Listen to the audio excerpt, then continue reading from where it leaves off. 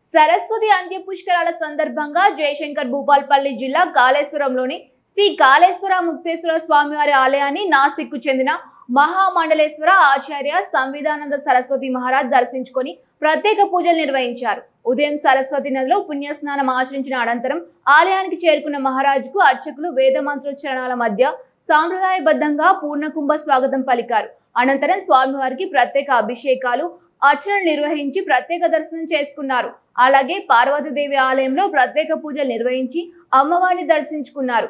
పూజల అనంతరం ఆశీర్వచన మండపంలో అర్చకులు భక్తులకు ధార్మిక సందేశం అందిస్తూ ఆశీర్వచనం చేశారు.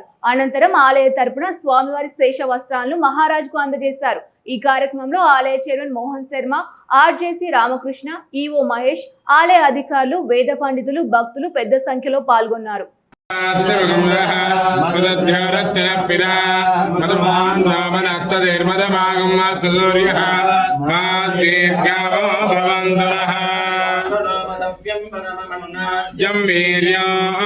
तेनाहं मधुना मधव्येन परमेनान्नाद्येन वीर्येण परमोन्नाथो मधव्यासानि